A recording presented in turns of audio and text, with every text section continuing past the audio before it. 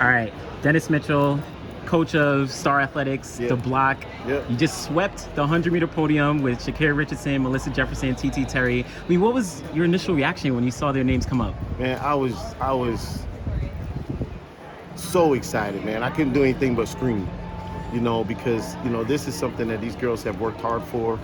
And to be able to accomplish something of this magnitude on this stage, with the incredible girls that they had to run against is, I just can't describe it. But, my reaction was just, unbelievable happiness. Not for myself, but for them. And I mean, let's talk a little bit just about each of them, where Sha'Carri, of course, she's been rolling since last year, coming off the World Championship gold medal. What did you kind of see to make sure that she was prepared to get this title here? Well, the one thing that we, decided we were going to do after World Championships is not try to be anything different. We in our group, we fight to be ourselves. We don't go out and try to be something that we are not. And I think that we fight well because we fight well in the comfort zone, because we're going out there and expressing who we are as individuals and as a team.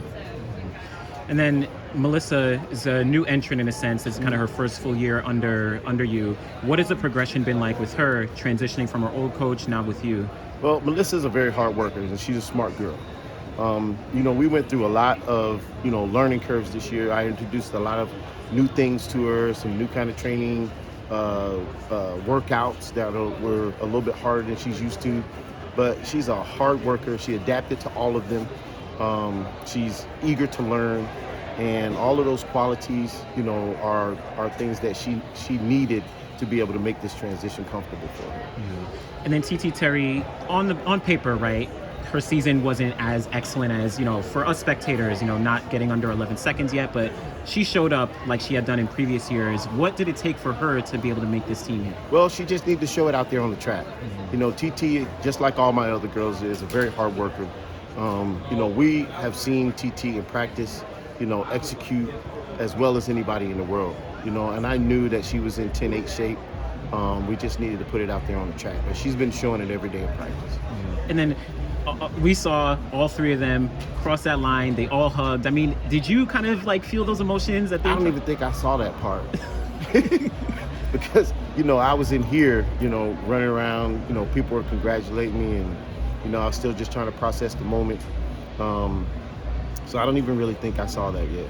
But I'm going to, rewind the tape and look at the race over again and kind of, look at it from a fan's perspective and see some of the things that I didn't get to see before. And of course, a couple of them, they'll be in the 200 later on, but how do they kind of reset off of this to now get prepared from a month from now to really execute in Paris? Well, honestly, these girls understand that this is what they do for a living, and, getting prepared for the 200 is something that they are supposed to do. So they're gonna, enjoy the night, and when they wake up tomorrow morning, they know they got something else they had to do in that 200, and they're gonna just get focused on it. And then, just curious, what were the first words that you said when you finally got to see them? I can't even remember it, but I'm sure it was on the lines of, I'm so happy for them, I'm proud of them, and I just can't believe that this happened. But I'm just happy for them. Appreciate you, Dennis. All right, cool. Thanks so much, man.